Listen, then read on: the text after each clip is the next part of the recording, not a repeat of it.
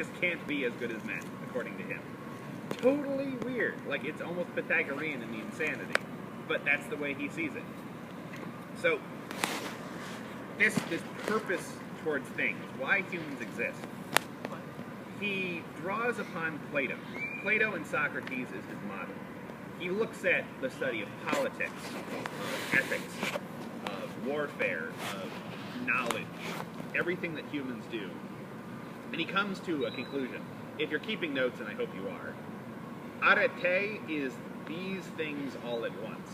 Firstly, it is self-control.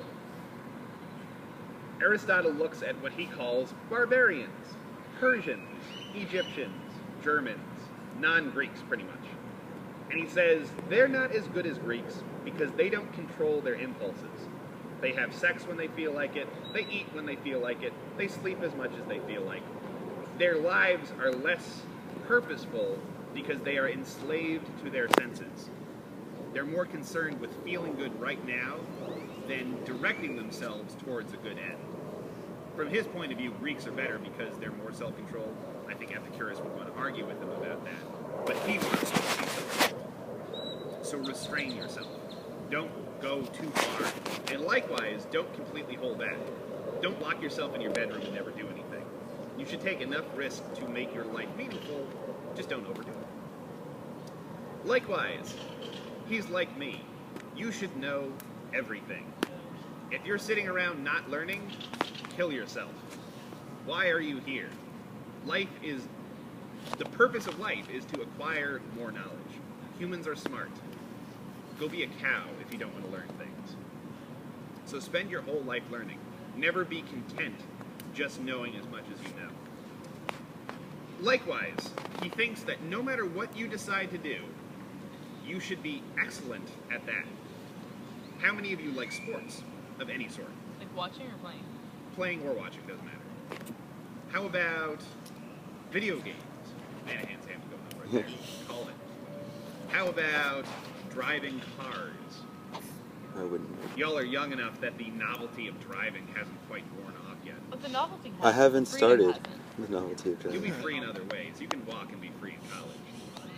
Good point. Likewise, if you don't bring a car to college, this is just general philosophical life advice, if you don't bring a car to college, befriend people who do. That is how you make friends. Likewise, if you do bring a car to college, call in favors. Take everybody to Walmart whenever they want because they'll owe you. Oh, yes. I'm gonna call you right before I go to college. The last day of class, What do you I give us a do? whole bunch of life advice. Yeah, that'd be nice. So we can like write it down and stuff. That'd be Pretty really much. nice. Not just college, but existence. Yeah. Yeah, My life like is a shining existence example. tips. I would be a crazy-ass Pythagorean philosopher in the ancient world. I'd be talking about only eating beans and stuff like that. Yeah, I'd still bathe. Yeah. So whatever you enjoy doing, whatever you dedicate your life to, your career, your family, the things you just enjoy doing, don't bother doing them unless you intend to be excellent at them.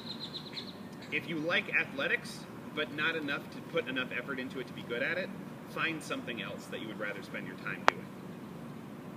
It's one of the things I tell my lacrosse players. You guys go home and we'll play Xbox 8 hours in a row because you want to be good at it. Why in the hell do you show up to lacrosse practice 3 hours every day and then half-ass it? Go home and play Xbox. Do what makes you happy and be good at that. Don't like half-ass and waste so much time. You don't get that much. Life's too short. You piss it away not doing what you enjoy and being good at it. I didn't intentionally copy that from Aristotle, but I think he would agree with me in that way. Likewise, how do you stay alive? We're all here alive. Gabrielle is not dead yet. Pardon? Eat, breathe, drink water. Don't step in front of buses. Generally, don't do drugs. Don't, do dangerous things. You should take care of yourself. That whole analogy with the eyeball.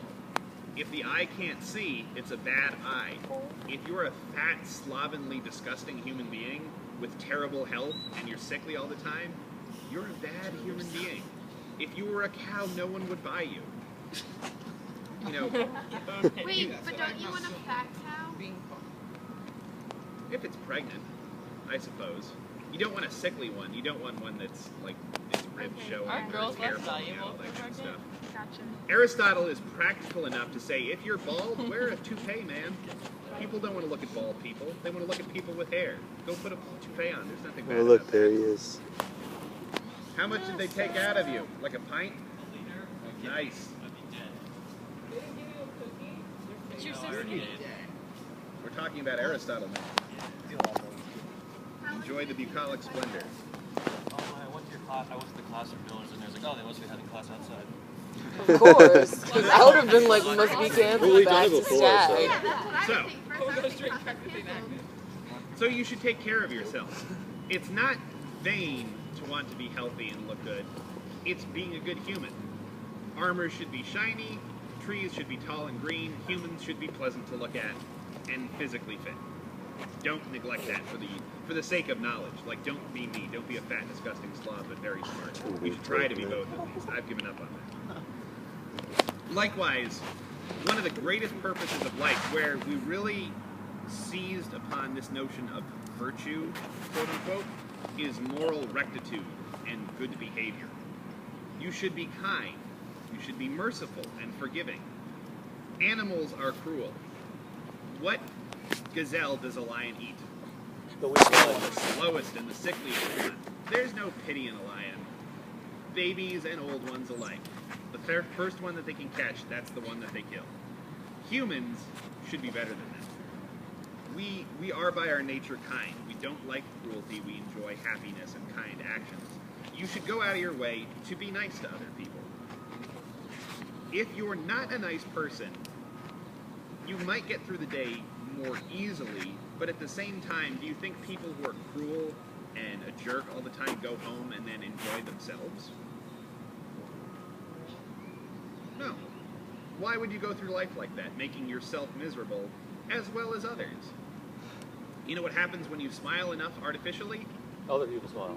You just start smiling, and other people smile. Everyone's happy. That's the point. Be noble, be generous, be kind, be forgiving, all these sorts of things. The things that we would describe as classically virtuous. Brave, forthgiving, forthright, all these sort of things. Don't lie. The truth never killed anybody. One of my... I have to sidetrack a little. Marcus Aurelius, the Roman emperor, was actually a Stoic. He wasn't an Aristotelian, but he actually has one of my favorite quotations of all time.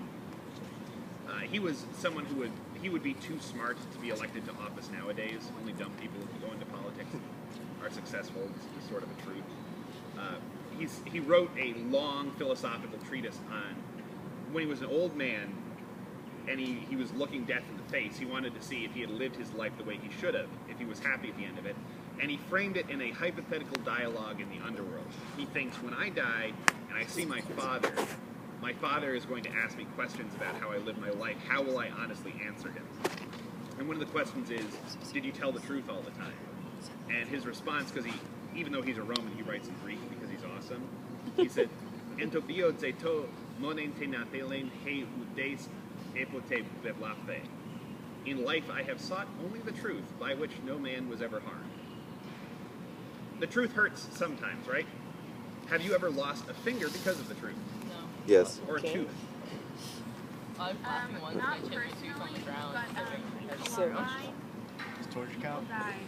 It's torture. People got shot. They were asked if they believed in God, and they told the truth, and they got shot. They were going to kill them anyway. Same It's with not the radios. pursuit of truth that did that. It was two psychopaths that I did forgot that. to But Like the act of telling the truth doesn't do anything. The reaction to the truth. yeah, you can't control the reactions of other people, especially not crazy people. It's crazy to think that you can influence the actions of crazy people. You should minimize insanity. Epicurus would, and Aristotle both would enjoy that. So, if you know me in real life when I'm not just a pleasant coffee drinking teacher here, I compulsively tell the truth. Emily hits me frequently as a result. That is a slight proof against the whole notion that the truth doesn't hurt people, much like Mary Frances said, because it has hurt me.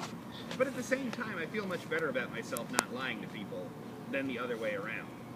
Emily has just gotten to the point where she doesn't ask if the dress looks good anymore. She just, sometimes it does and sometimes it doesn't. That's the truth. Why would she ask me if she didn't want to actually know? So I guess the solution is she doesn't ask anymore. But the point is... Did you just like always tell her that the dress was ugly? No. No, he told her the truth. Yeah, most of the time it looks good. Sometimes it looks awful. And why would I lie about that? I'm going to be seen in public with her. You know? We should do that for you too. Exactly. She wouldn't want herself to look bad. If she's actually curious about the truth, that's why she should ask. If she's looking for self-validation, she can look in the mirror and say, God damn, I look awesome. She doesn't need to be asking me, you know? You probably have at least gleaned this about my personality. I don't have much of a filter. It's even worse in private existence, I assure you. So, pursue the truth. The truth will sometimes hurt, but it will make you a better person for having told it. And the final corollary about this, at least for our purposes, is you should engage in public life and politics. One of the things Aristotle did not like about philosophers in general is, look at Socrates in particular. Probably schizophrenic, didn't care what people thought at all, didn't care if people liked him, didn't like interacting with people. Philosophers tend to be crazy and antisocial, right? How many of you enjoy being around crazy and antisocial people, as a general rule? I used to be a hobby. It's your hobby? I've kicked that hobby now. It turned out badly. Makes you feel better about yourself. Oh, Yeah, I was actually Wow. kind of curious if anybody involved in theater. I know people in theater. As a rule, Oh, it's an asp. Goes into Oh, what? no, an asp. Those furry caterpillars It's are not an really ass. like burning It's fuzzy. No. It's You not mean an a woolly caterpillar? Yes, those things They are. hurt, but it's not an asp. An asp is a freaking poisonous, like, viper. No. Well, kill it. Anyway, you're fine. You're fine. Don't worry. Do they fly or something? No. Kill it. just a little caterpillar. Kill it. Just move it somewhere else. it can die first. Correction. It It was. can die We're having philosophy talk. It is the nature of that caterpillar to die. Yes, but it's also its nature to become a pretty butterfly before it dies. Was. That one is going to be an ugly butterfly. It could be a mentally defective butterfly. Not all butterflies can be smart as others. We should put it Why out did of you the shoot that guy? He could have been. You have no reason to believe it. So they